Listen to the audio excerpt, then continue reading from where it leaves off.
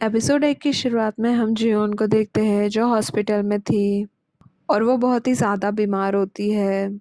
तभी उसकी फ्रेंड सुमिन उसे मिलने के लिए आती है। सुमिन को देखकर ऐसा लग रहा था कि वो अपनी फ्रेंड की बहुत चिंता करती है। तब जियोन उसे कहती है कि वो शादी से तो खुश नहीं थी, बट वो इस बात से बहुत ही खुश है कि उसके पास एक इतनी अच्छी दोस्त है। वो सुमिन से कहती है कि मिन्हा जो कि उसका हस्बैंड है वो उस पर चीट कर रहा है क्योंकि उसने उसे आई लव यू और आई मिस यू के मैसेजेस भेजे थे जो उसने थोड़ी ही देर के बाद में डिलीट कर दिए। तो वो श्योर थी कि उसने ये मैसेजेस उसे गलती से भेज दिए थे। तब सुमिन उसे कहती है कि वो मिन्हा से बात करके देखेगी, बट जियोन उसे मना कर देती है और बाद में उसकी केमो का टाइम हो जाता है। जियोन थोड़ी सी डरी हुई थी, इसलिए सुमिन उसे हौसला देती है। बाद में जियोन थेरेपी के लिए जाती है। जब वो अपनी स्टोरी बताती है, वो कहती है कि डॉक्टर्स ने उसे 6 महीने का टाइम दिया था, बट अगर कोई चमत्कार हो जाता है तो वो 12 महीने भी जी सकती है। और वो अपनी स्टोरी बताने लगती है। उसने शादी की थी, जहाँ शादी का बुके उसकी फ्रेंड सुमिन ने कैच किया था। और हम देखते हैं कि उसकी सास उसे कह रही थी कि वो उसे सारी चीज़ें सिखाएगी क्योंकि जियोन के माँ बाप नहीं थे और वो उसे प्यार करने का नाटक कर रही थी। बट शादी के बाद ऐसा कुछ भी नहीं होता। जियोन का बच्चा नहीं हो सकता था, इसलिए उसकी सास उसे बहुत ताने मारती थी। उसकी सास उसे टॉर्चर करती थी, बट मिन्हो कुछ भी नहीं कहता था। और शादी के बाद वो अपनी जॉब भी छोड़ देता है और शेयर्स में पैसे लगाने लगता है। तब जियोन उसे कहती है कि उसने बहुत सारा लोन लेकर रखा है, तो एटलीस्ट ये सारी चीज़ें करने से पहले वो उससे एक बार पूछ तो लेता। तब मिन्हो उसकी एक भी बात नहीं सुनता है और ऊपर से मिन्हो की मॉम भी उसी की साइड होती है। और उधर ऑफिस में भी उसकी लाइफ कुछ खास अच्छी नहीं चल रही थी, उसे वहाँ भी डांट पड़ती थी। और हम देखते हैं कि उसे नोज ब्लीड होता है। और उसी ऑफिस में उसकी फ्रेंड सुमिन भी काम करती थी। जब वो ऑफिस से घर आती है तो वो देखती है कि मिन्हो ने दरवाजे का लॉक ठीक नहीं करवाया था। जब वो घर के अंदर जाती है तब घर पूरा फैला हुआ था। मिन्हो ने कपड़े तक नहीं सुखाए थे। जब जियोन उससे ये सारी चीज़ें पूछती है तब मिन्हो उस पर गुस्सा करने लगता है। बाद में जियोन का पेट में दर्द होने लगता है। जब वो हॉस्पिटल जाकर चेकअप करवाती है तो पता चलता है कि उसे 4th स्टेज का गैस्ट्रिक कैंसर है। और डॉक्टर्स उसे कहते हैं कि उसकी हालत बहुत ही ज़्यादा ख़राब है। बट हम देखते हैं कि उसकी सास और उसके हस्बैंड को उसकी कोई चिंता नहीं थी। उसकी सास कह रही थी कि मिन्हो बहुत ही अनलकी है जो उसे ऐसी लड़की मिली। और मिन्हो को चिंता हो रही थी कि अब उसे खाना कौन बना कर देगा। तब उसकी सास उसे कहती है कि ठीक होने के लिए काम करना पड़ता है और वो जियोन से कहती है कि वो अपनी जॉब ना छोड़े। वो जब तक काम कर सकती है तब तक काम करके पैसा कमाती रहे और अपनी कंपनी में किसी को कुछ ना बताए। इस बात से जियोन को बहुत ही हर्ट होता है। फिर हमें प्रेजेंट का टाइम दिखाता है जहाँ जियोन की थेरेपी ख़त्म हो जाती है और हम देखते हैं कि दूसरे पेशेंट की गार्जियन जियोन से कह रही थी कि उसे अपने हस्बैंड के अफेयर की टेंशन नहीं लेनी चाहिए क्योंकि उसके पास इतनी अच्छी फ्रेंड है। तो जियोन कहती है कि हाँ, उसकी फ्रेंड बहुत अच्छी है। वो उन्हें बताती है कि सुमिन यूएनके में बहुत बड़ी मैनेजर है, उसके पास सब कुछ है, फिर भी वो उसकी दोस्त बनी हुई है। इधर जियोन सुमिन की तारीफों की पुल बांध रही थी और उधर हम सुमिन को देखते हैं जो मिन्हो के पास जाती है और हम देखते हैं कि मिन्हो और सुमिन दोनों का अफेयर चल रहा था। बाद में जियोन के हॉस्पिटल मैनेजमेंट वाले उसे कहते हैं कि उसका बिल भरना बाकी है, वो अपने गार्जियन से बिल भरवा दे या फिर वो घर जा सकती है। तब जियोन मिन्हो को कॉल करने की कोशिश करती है, बट वो कॉल नहीं उठाता है। तब वो उसे मैसेजेस करती है। वो मैसेजेस में उसे कहती है कि वो उन दोनों के बिल्स भी भर रही थी और मिन्हो ने उसके सारे पैसे भी ले लिए, यहाँ तक कि उसके हॉस्पिटल का बिल भी नहीं भर रहा है। जब उसे कोई रिस्पॉन्स नहीं मिलता तब वो खुद ही घर जाने का डिसाइड करती है। वो एक टैक्सी लेती है जिसके ड्राइवर जियोन से बातें करने लग जाते हैं। वो जियोन से पूछते हैं कि क्या वो बहुत बीमार है। तब जियोन हाँ कहती है। तब ड्राइवर उससे कहते हैं कि अब स्प्रिंग आ चुकी है तो वो भी ठीक हो जाएगी। तब जियोन उनसे कहती है कि वो बच नहीं पाएगी और वो बहुत जल्दी ही मरने वाली है। तब ड्राइवर कहते हैं कि उसे ऐसी बातें नहीं करनी चाहिए। तब जियोन कहती है कि वैसे भी जीने का क्या फ़ायदा, उसके पापा तो बहुत पहले ही गुजर गए थे, ना उसके कोई भाई बहन है। उसका हस्बैंड है जो किसी काम का नहीं है और उसके पास हॉस्पिटल के बिल देने तक के पैसे भी नहीं है। तब भी ड्राइवर उसका हौसला बढ़ाने की कोशिश करते रहते हैं। बाद में वो जियोन के घर जाने के लिए एक अलग ही रूट लेते हैं जिसे जियोन नहीं जानती थी।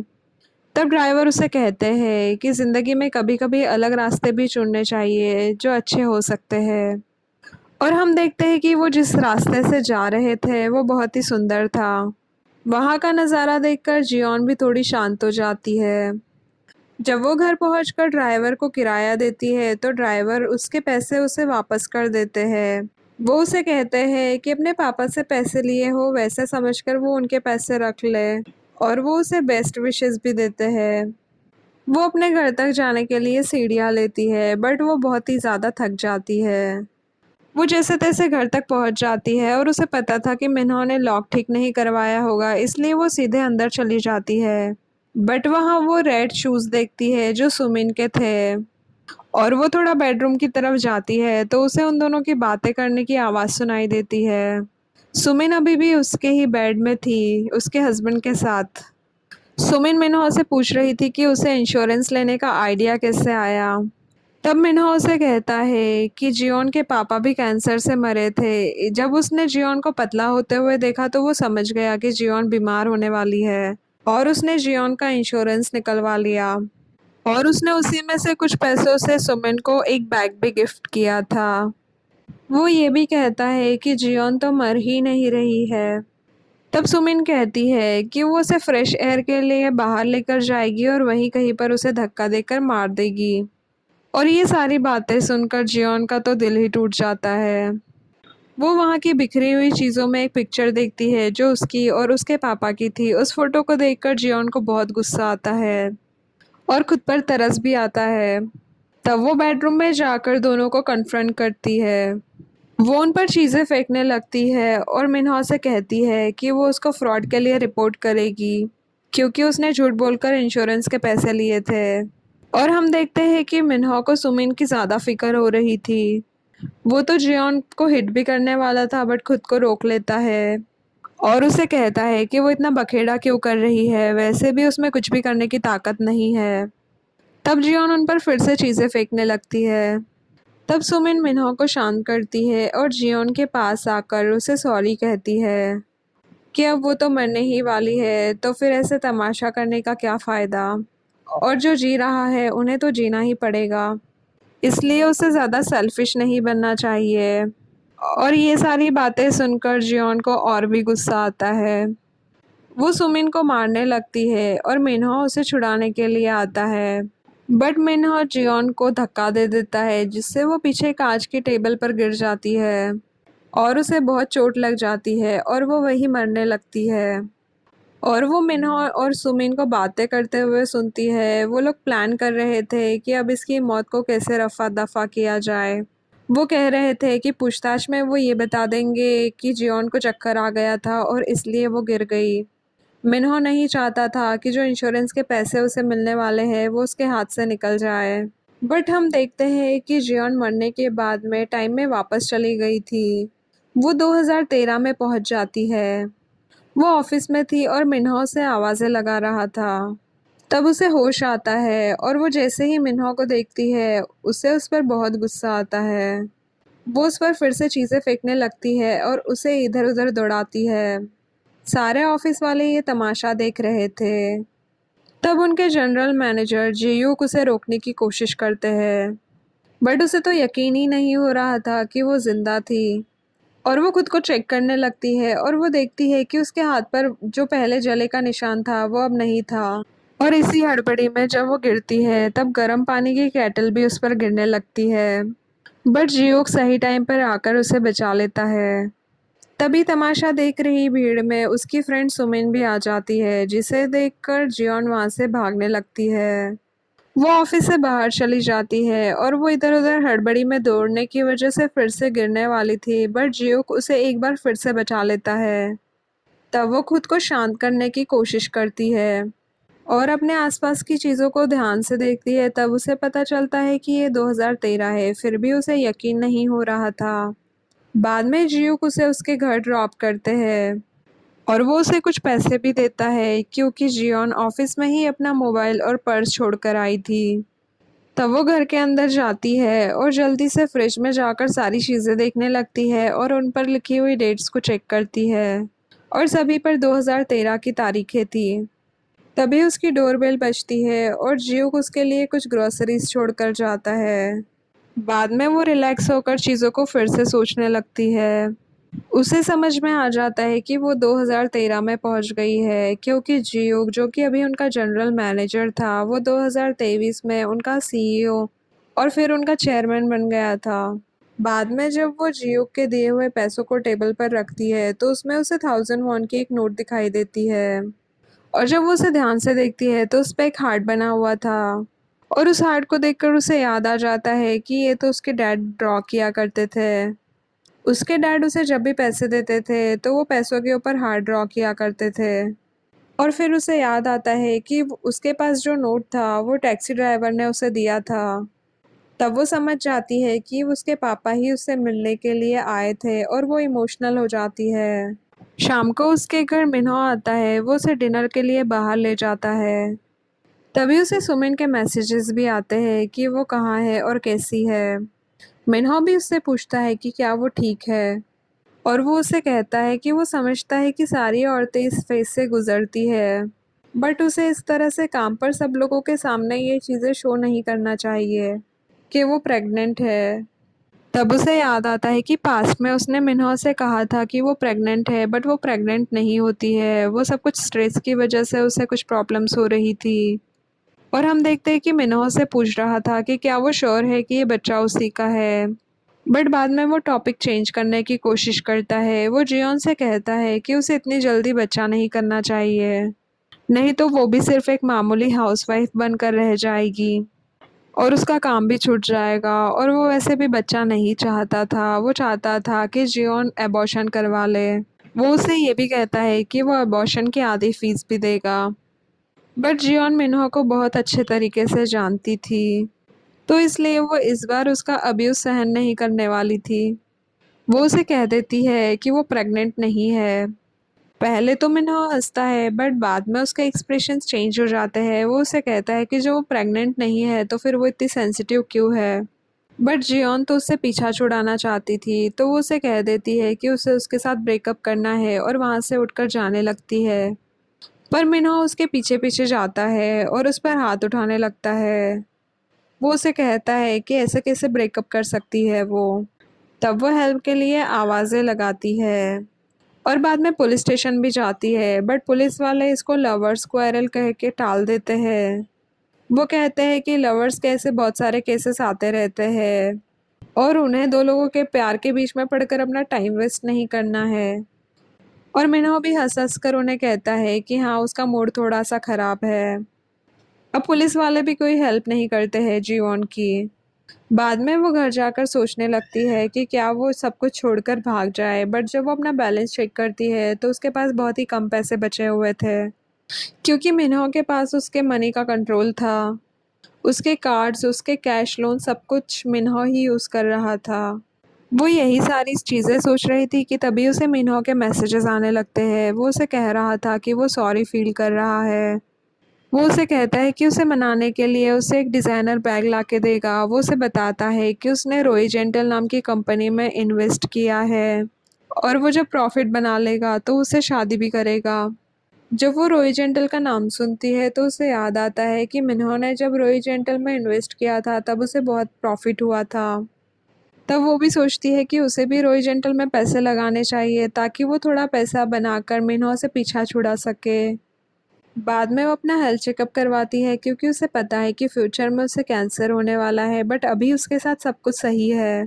फिर वो लाइब्रेरी में जाकर बुक्स पढ़ने लगती है कि जॉब क्विट करने के बाद में इंसान पैसे कमाने के लिए और क्या क्या कर सकता है। तभी वहाँ पर जियो का आ जाता है। वो उसके हाथ में ऐसी बुक्स देखकर उसे पूछता है कि क्या वो जॉब क्विट करने वाली है, बट जियोन उसके हाथ पर चोट नोटिस करती है जो कि उसे बचाने के दौरान जियो को लग गई थी। तब वो उसे थैंक्स कहने के लिए लंच पर लेकर जाती है। वो एक बहुत ही पॉश रेस्टोरेंट में जाते हैं। जब जियोक अपने ग्लासेस रिमूव करता है तो जियोन नोटिस करती है कि जियोक बहुत ही हैंडसम है और उसका नेचर भी बहुत अच्छा है, और ये सारी चीज़ें पहले कभी जियोन ने नोटिस नहीं की थी।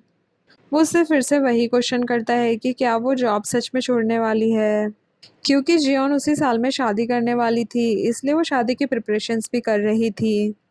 और हम देखते हैं कि उसी वक्त जियोन को सुमिन के कॉल आ रहे थे, बट जियोन उसका कॉल अटेंड नहीं करती है।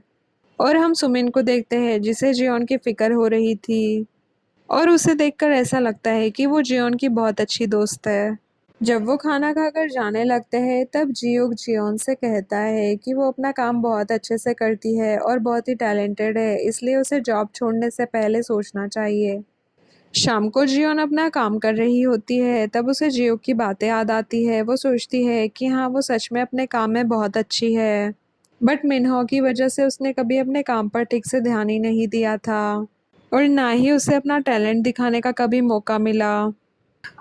और हम देखते हैं कि ऑफिस में अगले दिन मिन्हो उसका वेट कर रहा था, बट वो उसे अवॉइड करने की कोशिश करती है। वो स्टेयर्स लेकर ऊपर जाती है, और ऑफिस के अंदर भी वो उससे बात नहीं करती। और हम देखते हैं कि वो रॉय जेंटल में अपने सारे पैसे इन्वेस्ट कर देती है। बाद में उसके पास सुमिन आती है और वो उससे पूछती है कि उसने उसके कॉल अटेंड नहीं किए थे, वो क्या कर रही थी। तब जियोन उसे बताती है कि वो एक फोरम पर बहुत ही इंटरेस्टिंग आर्टिकल्स पढ़ रही थी।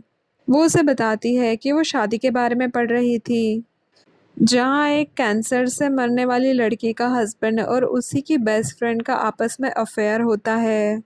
और जियोन की ये बात सुनकर सुमिन कहती है कि कोई ऐसा कैसे कर सकता है, बट जियोन को पता है कि उसके हस्बैंड ने और उसके बेस्ट फ्रेंड ने उसके साथ ऐसा किया था। सुमिन जियोन से कहती है कि अगर वो फ्यूचर में मर जाएगी तो वो अपना सब कुछ जियोन के नाम करके जाएगी, बट वो साथ में ये भी कहती है कि अगर जियोन को कुछ होता है और अगर वो मर जाती है तो वो जियोन का सब कुछ ले लेगी। बाद में जियोन को उसके मैनेजर से बहुत डांट पड़ती है। जियोन का मैनेजर उसका प्रपोज़ल रिजेक्ट कर देता है। तब जियोन को याद आता है कि ये प्रपोज़ल रिजेक्ट हो गया था, बट जब यही प्रपोज़ल सुमिन उनके पास लेकर गई थी तो उन्होंने इसे एक्सेप्ट कर लिया था, और इसी प्रपोज़ल के बदले में सुमिन को परमानेंट जॉब मिली थी और बाद में उसका प्रमोशन भी हुआ था। जियोन के मैनेजर मिस्टर किम उसे और भी बहुत सारी चीज़ें सुनाते हैं। वो उसे कहते हैं कि वो अपना काम बिल्कुल अच्छे से नहीं करती है, और औरतें ऐसी ही होती है, औरतों को भी मिलिट्री सर्विस में जाना चाहिए।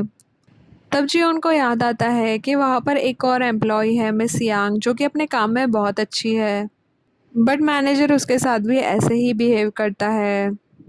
जियोन मिस यांग से बात करना चाहती थी, बट उससे पहले ही उसे कोई बुला लेता है और वो वहाँ से चली जाती है।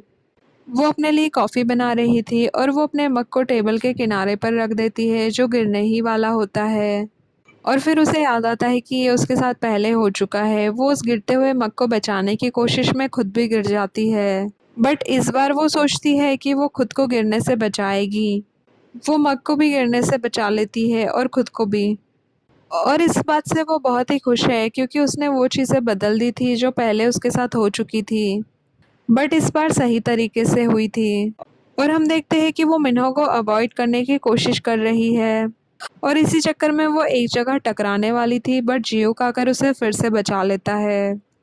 अब तक वो गिरने से 2 बार बच जाती है, बट जब वो बाथरूम से निकलती है और उसे सामने मिन्हो दिखता है तो उसे अवॉइड करने के लिए वो भागने लगती है, और आखिर में टकरा ही जाती है, जिससे उसे चोट लग जाती है। और ये चोट बिल्कुल वैसी ही थी जैसे उसे पहले लगी थी। तब वो सोचती है कि उसने इस चोट को अवॉइड करने की बहुत कोशिश की, बट फिर भी ये चोट उसे लग ही गई। तब वो सोचने लगती है कि पिछली बार उसकी मौत हुई थी तो क्या इस बार भी उसे मरना होगा। बट फिर उसे याद आता है कि लास्ट टाइम उसके हाथ पर एक बर्न का मार्क था, बट इस बार वो मार्क जियोक के हाथ पर था। तब वो चीज़ों को समझने की कोशिश करती है। जब वो अपनी डेस्क पर वापस जाती है तो मिन्हो उसे मैसेजेस कर रहा था। वो उसे बताता है कि उसने रॉय जेंटल के सारे शेयर्स बेच दिए हैं और टीकेयू के शेयर्स खरीदे हैं। ताकि उसे ज़्यादा प्रॉफिट हो और फिर वो जियोन के पैसे उसे वापस लौटा सके। तब जियोन को याद आता है कि लास्ट टाइम टीकेयू लॉस में था और उसे सारी चीज़ें समझ में आने लगती है। जियोन के साथ जो चीज़ें होने वाली थी वो तो होकर रहेगी, बट ज़रूरी नहीं है कि वो चीज़ें सिर्फ जियोन के साथ में ही हो। जैसे जियोन के हाथ पर एक जलने का निशान था, बट इस बार वो निशान जियो के हाथ पर था। तो इसका मतलब ये कि चीज़ें तो होकर रहेंगी, बट वो किसी के भी साथ हो सकती है।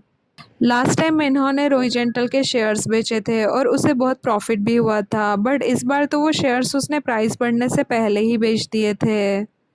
हाँ, मगर इस बार जियोन ने वो शेयर्स खरीदे हैं और ये फ़ायदा फ्यूचर में जियोन को होगा। तब उसे समझ में आता है कि अगर कोई उसकी किस्मत ही चुरा ले तो उसकी किस्मत बदल सकती है। जो चीज़ें होने वाली है वो तो होकर रहेंगी, बट ज़रूरी नहीं है कि सिर्फ उसी के साथ हो।